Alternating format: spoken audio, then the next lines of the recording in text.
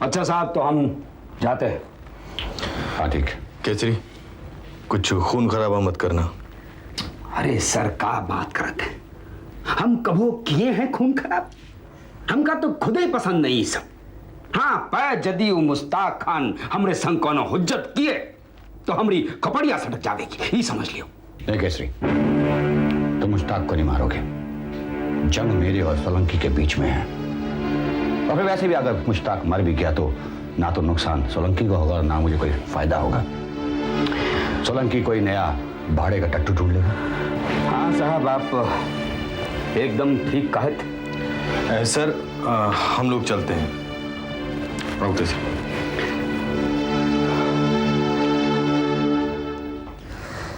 तो आपने मेरी बात नहीं मानी। शिवा, तुमको जो करना था तुमने वो किया। अब मेरे मामले में कोई टांग मत अड़ाओ, वरना। आप हमेशा अपनी बात वरना पे क्यों रोक देते हैं? जरा मैं भी तो जानूं कि वरना के आगे क्या है।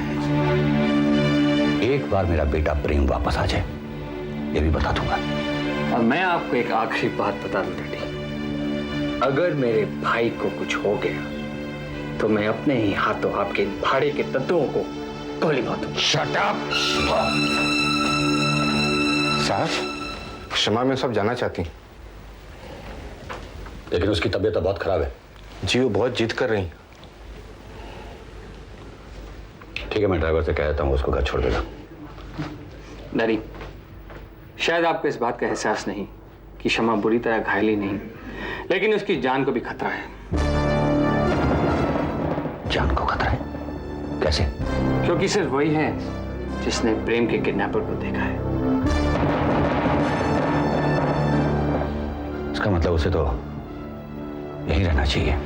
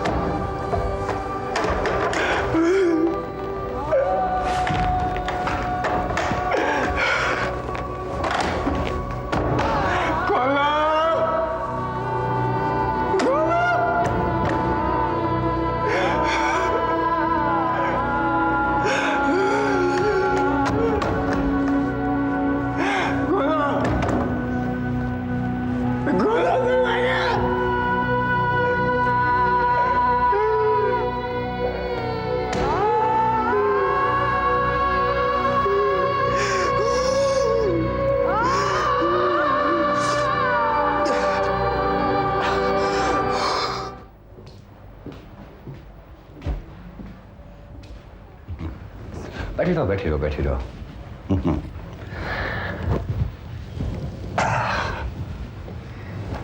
कन्हैया कह रहा था कि तुम घर जाना चाहती हो। जी सर।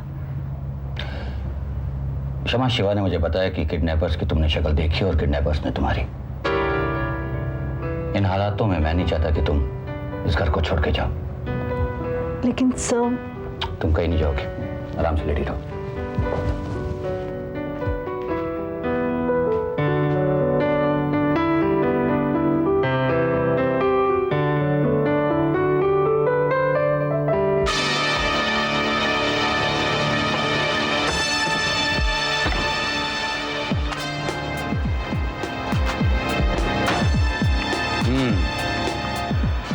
अच्छा, तो ई है खान साहब का घोंसला। अच्छा है, यहाँ काले काले कौवे भी होंगे पहरा देने के लिए। खान साहब, ओ खान भैया, अरे तनिक बाहर तो आओ, देखो कौन आया है तुम्हारे द्वार पे।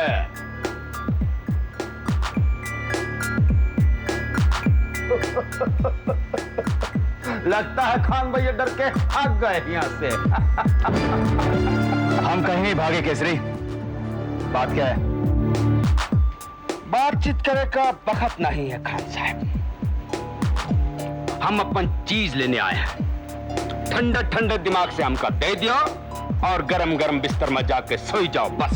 बातें बनाना बंद करो केसरी और काम की बात करो। देखो खान भैया, हम जो सीधे सीधे मांगत हैं हमका दे दियो, हम चले जाएंगे। क्या चाहिए तुम्हें? प्रेम। प्रेम? धवन साहब का बड़का बेटा प्रेम। तो जाकर धवन साहब से पूछो यहाँ क्या है। ए भोले राजा, ए नौटंकी हमरे संगी तो करो ही मत। केसरी पंडित, हमारी बर्दाश्त का इम्तिहान मत लो। चुपचाप यहां से चले जाओ, वरना तुम्हारे मालिक को तुम्हारी हड्डियां तक नहीं मिलेंगी। खान भैया, यदि इतने ही बड़े सूरमा हो तो बचवा को चोरी चोरी काहे उठा लाए? किसे उठा लाए? प्रेम को। प्रेम को? इसका मतलब? देखो खान भैया, देखो हमारी बात ध्यान से सुनो। उस ससुरा टोनी तो ठहरा बिलायती बुड़तल। अरे भैया, तुम तो समझदार हो। अरे काहे जानबूझ के शेर का मुंह में हाथ दे दिए? हाँ ए केसरी, भांग खाकर आए हो क्या? ना ही हमने प्रेम को अगवा किया है और ना ही कभी हम ऐसा घटिया काम करेंगे। तो फिर कौन ससुरा अगवा किया है? वो जाकर अपने धवन साहब से पूछो। इस शहर में उनके दुश्मनों की कमी नहीं है।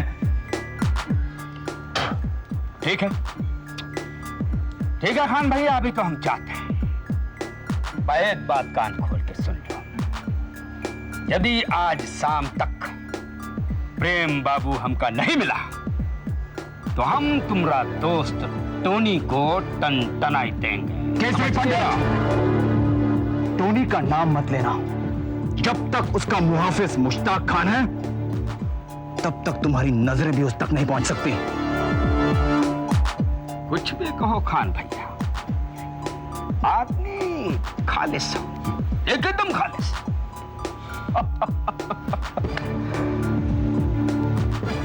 खबरदार कर दियो अपन दोस्त को। यदि गलती से वो प्रेम बाबू को ले गए हो तो वापस कर दियो, जैसे का तैसा, वरना ससुरे का जिंदगानी जहर बना देंगे। नमस्कार।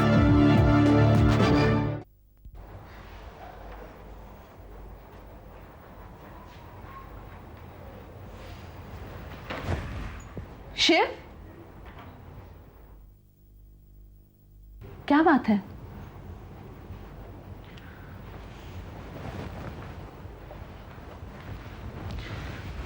क्षमा, मैं प्रेम के किडनैपिंग के बारे में कुछ सवाल करना चाहता था। बोलो। क्या तुम बता सकते हो कि एग्जैक्टली क्या हुआ था?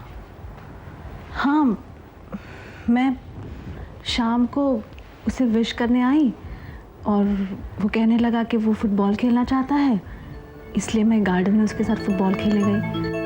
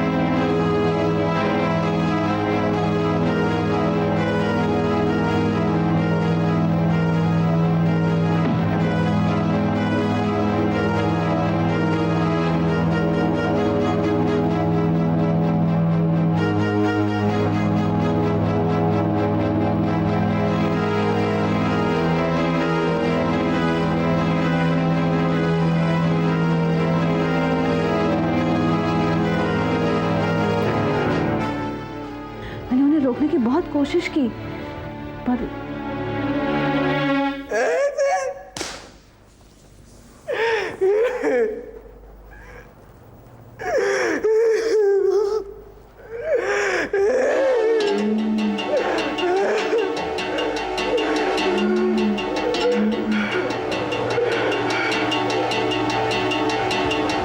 क्या रे पगले, साले चुप हो जा, नहीं तो एक लापा।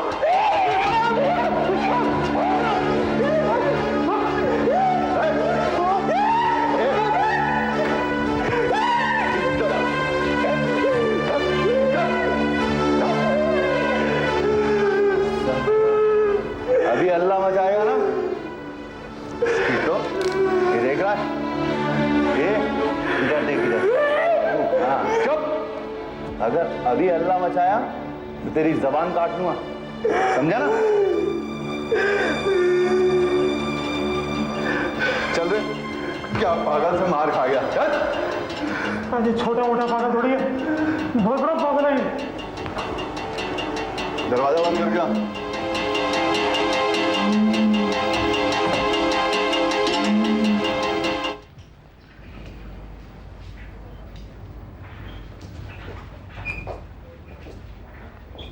प्रणाम महोदय। तुम यहाँ कैसे? देख लीजिए धवन साहब, आप जैसे सम्मानित व्यक्ति की सहायता के लिए पुलिस विभाग सदैव तत्पर रहता है। लेकिन मैंने तो तुम दोनों को यहाँ नहीं बुलाया। ऐसा है धवन साहब, मैं मानता हूं कि अपहरण आपके पुत्र का हुआ है, किंतु इससे ये आपका निजी मामला तो नहीं हो जाता। ये पुलिस केस है और पुलिस को तो आना ही है। लेकिन तुमको बुलाया किसने है? मैंने। तुमने? जी।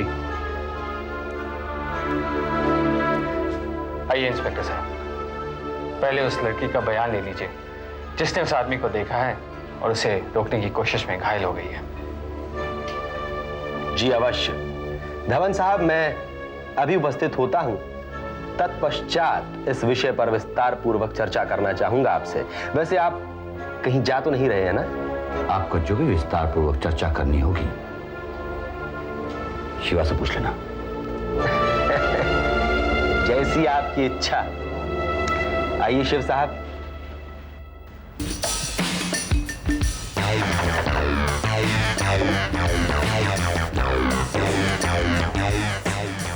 टोनी कहाँ है? आप कौन साहब? टोनी को बुलाओ। टोनी साहब तो नहीं है, 2-3 दिन से। सोलंकी साहब तो होंगे। साहब तो तुम मेरा वक्त बर्बाद कर रहे हो। सोलंकी साहब कहाँ है? अभी एक फोन आया था साहब। साहब तो बात करके तुरंत बाहर चले गए साहब।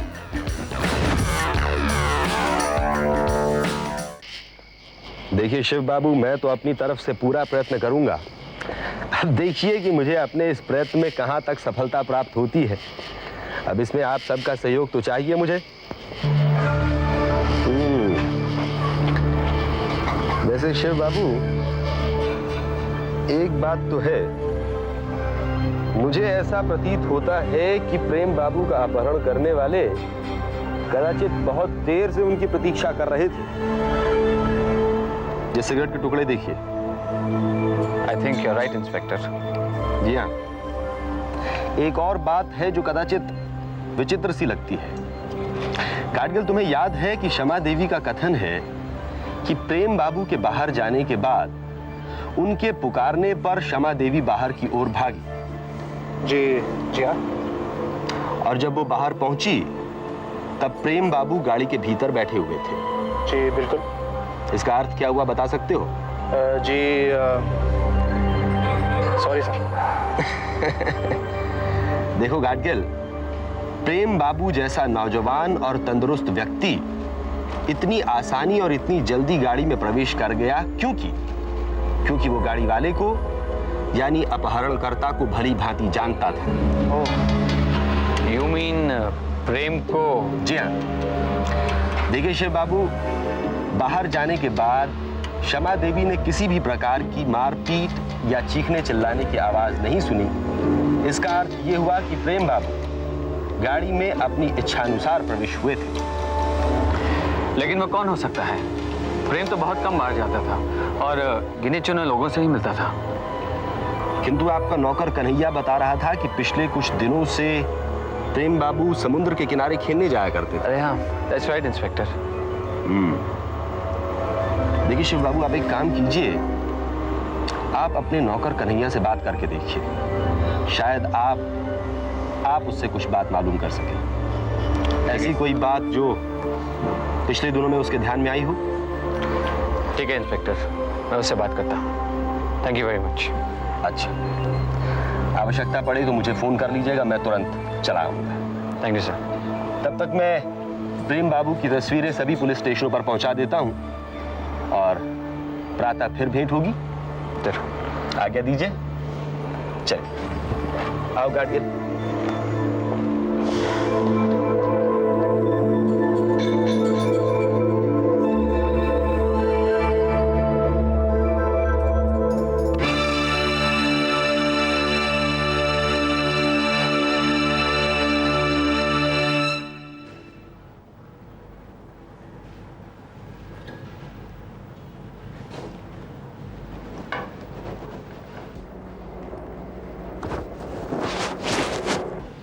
उस्ताद, डिनर लेके आया हूँ। अबे झींगे, ये अपनी रूठी हुई लैला को भी तो डिनर करा। छोड़ो ना उस्ताद, इसको खाली पीली मेरा भेजा घुमाएगा वापस से। क्या उसको भूखा मारने का है क्या? ये सोने की मुर्गी है, अभी अंडा देगी अपन को। जब अंडा दे देगी ना तभी खलास कर डालेगा।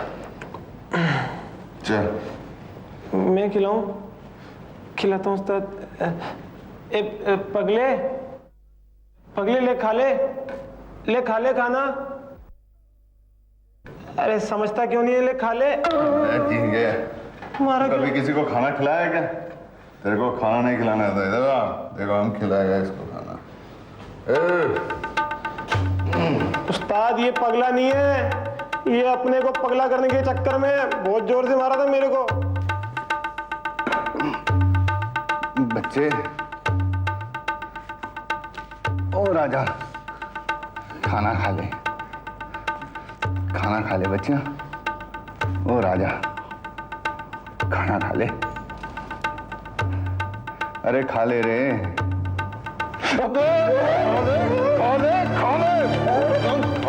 खाएगा, खाएगा, खाएगा।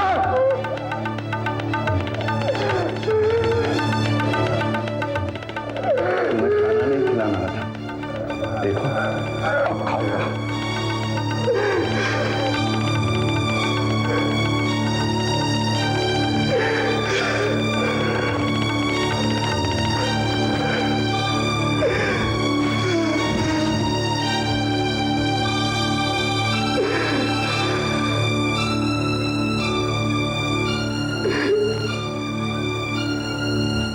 खून तो बहना बंद हो गया शमा, मगर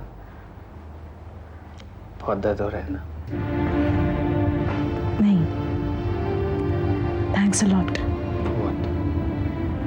मेरे भाई को बचाने के लिए तुमने तो अपना खून बहा दिया। मैं तो सिर्फ अपना फर्ज अदा कर रहा हूँ। शिव, जिसे तुम फर्ज कह रहे हो ना, तुम्हारी शख्सियत का वो पहलू है जिसे तुम सबसे छुपाते रहे हो। ज्यादा मत बोलो शमा, कमजोरी और बढ़ जाएगी।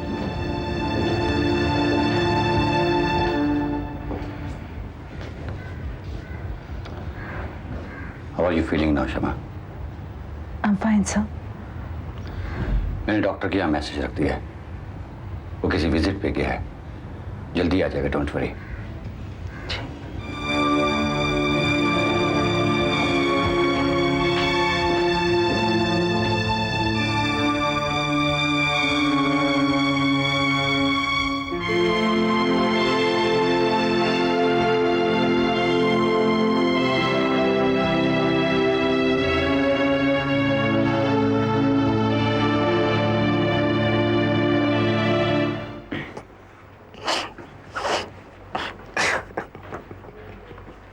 कन्हैया, शिव बाबा, बड़े बाबा वापस तो आ जाएंगे ना? हाँ कन्हैया, वो जरूर वापस आ जाएगा। तुम रोते क्या हो?